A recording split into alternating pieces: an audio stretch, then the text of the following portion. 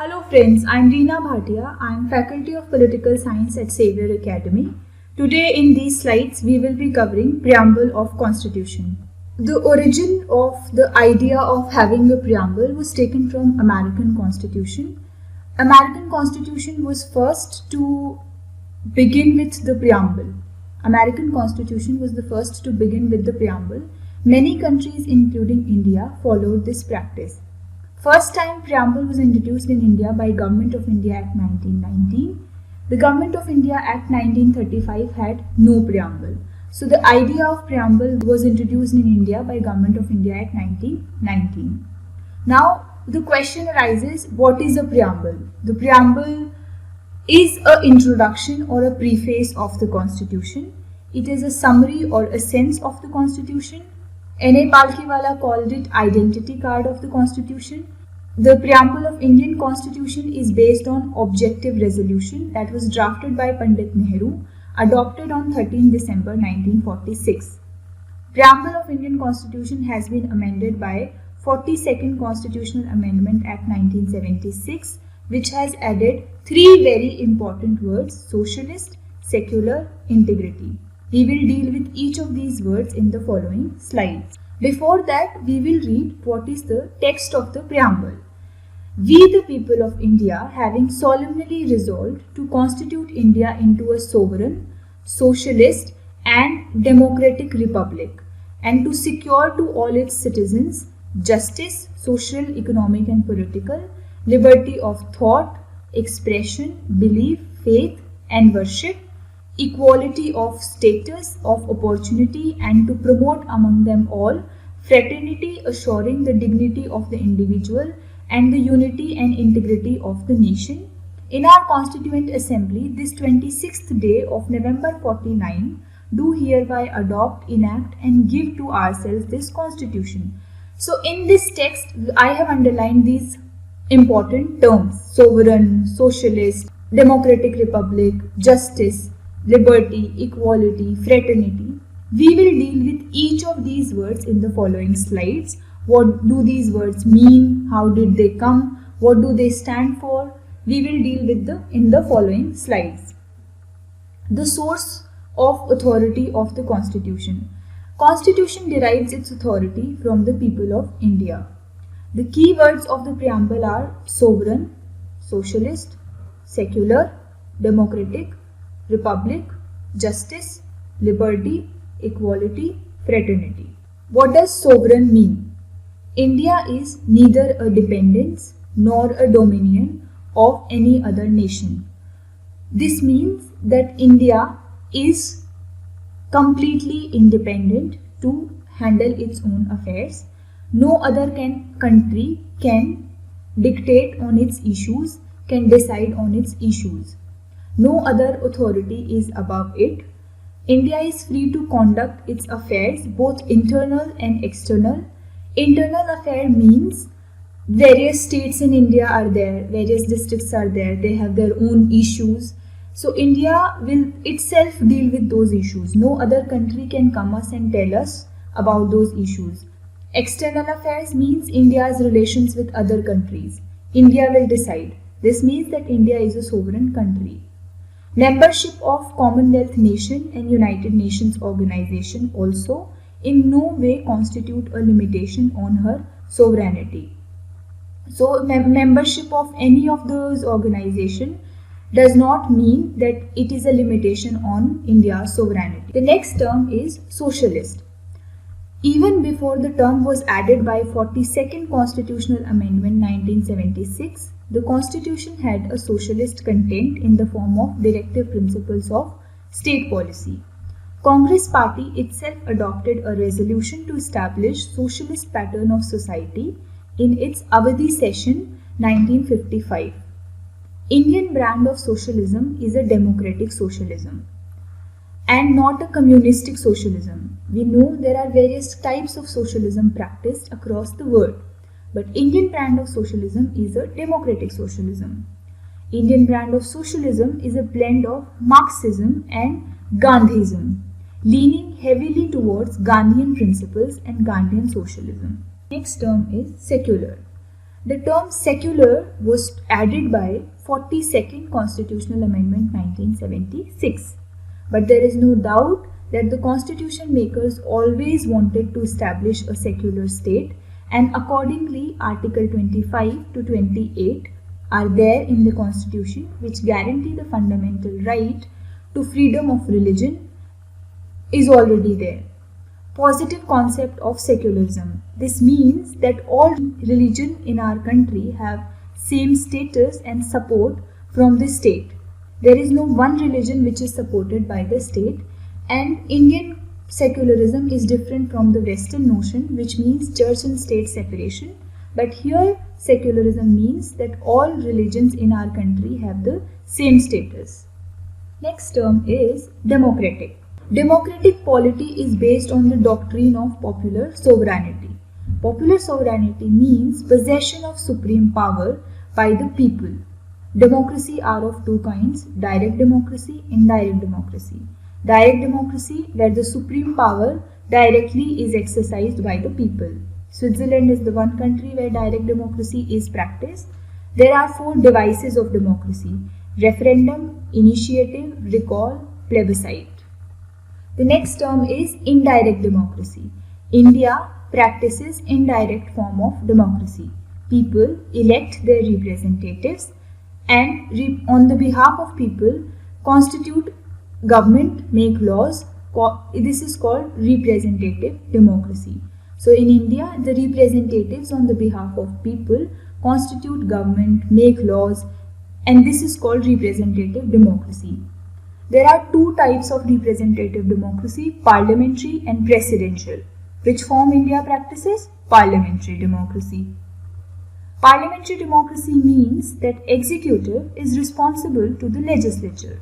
Universal adult franchise is there, which means every person above the 18 years of age is free to vote, free to even stand for elections. Every person without any biases is free to vote. That is called universal adult franchise. Periodic elections are there, rule of law is there, independence of judiciary, absence of discrimination, and manifestation of democratic character of Indian polity. According to Dr. Ambedkar, political democracy cannot last unless there lies a social democracy. Now, what does social democracy mean? Social democracy means a way of life which recognizes liberty, equality, and fraternity. They form a trinity in the sense to divorce one from the other is to defeat the very purpose of democracy. So liberty, equality, fraternity, all three are important. Without equality, liberty would produce supremacy of few over the many. Equality without liberty will kill the individual initiatives. So both are important. Republic means the head of the state is always elected directly or indirectly. But the democratic polity can be classified into two categories. One is monarchy, other is republic. Now what does monarchy mean? Monarchy means the head of the state enjoys a hereditary position. For example, in Britain. The republic means head of the state is always elected directly or indirectly, such as in India or US. Vesting political authority in the people and not in individual or a king is called republic. Absence of any privileged class and hence all public offices being open to every citizen without any discrimination. Next term is justice. The term justice in the preamble embraces three words: social, political. These three words are secured through various provisions of fundamental rights and directive principles of state policy. Social justice. Now, what does social justice mean? Equal treatment of all citizens without any social discrimination based on caste, color, race, religion, sex, improvement of condition of backward classes, SC, ST, OBCs and women. This is social justice. Next is economic justice. Non-discrimination between people on the basis of economic factors. Elimination of glaring inequalities in the wealth, income and property. Combination of social justice and economic justice is also known as distributive justice. Now, political justice. What does political justice mean? Political justice means right to vote. Political justice also means equal access to all political offices. The idea of justice, social, economic and political has been taken from Russian Revolution 1917. It's important to remember that this very idea of having a social, economic and political justice has been taken from Russian Revolution. Equality. Equality means absence of special privileges to any section of the society, educate opportunities, and for all individuals without any discrimination. There are three dimensions of equality: civic, political, economic. There are some fundamental rights ensured by Indian Constitution to ensure civic equality. Article 14 means equality before law. Prohibition of discrimination on the grounds of religion, race, caste, sex or place of birth. Article 15. Equality of opportunities in the matters of public employment. Article 16. Abolition of untouchability. Article 17. Abolition of title. Article 18. Political equality. This means that no person is to be declared ineligible for inclusion in electoral rolls on the grounds of religion, race, caste or sex. That is Article 325. Election to the Lok Sabha and the state assemblies to be on the basis of adult suffrage. Article 326. Economic equality. Directive principles of state policy secure to men and women equal right to an adequate mean of livelihood and equal pay for equal work. Article 39. Fraternity. Fraternity means sense of brotherhood. The Constitution promotes the feeling of fraternity by the system of single citizenship and fundamental duties. Article 51A. Say that it shall be the duty of every citizen of India to promote harmony and brotherhood among the people. We all know India is such a diverse country. There are so many languages, so many regions, so many states in India, the various cultures we have. So even after having such a diversity, we all have fraternity. That is the sense of brotherhood amongst us all. Fraternity has assured dignity of individuals, unity and integrity of the nation. The word integrity was added in the preamble by 42nd Amendment 1976. Article 1 of the Constitution describes India as a union of states. Here states have no right to secede from the union. Aim of fraternity is to overcome the hindrances in national integration like communalism, casteism, regionalism, linguism, secessionism and so on and so forth. Now, significance of the preamble.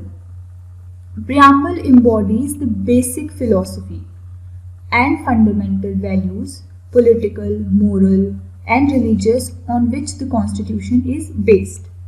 It reflects the dreams and aspirations of the founding fathers of the Constitution. It is the yardstick with which one can measure the worth of the Constitution. It is the soul of the Constitution.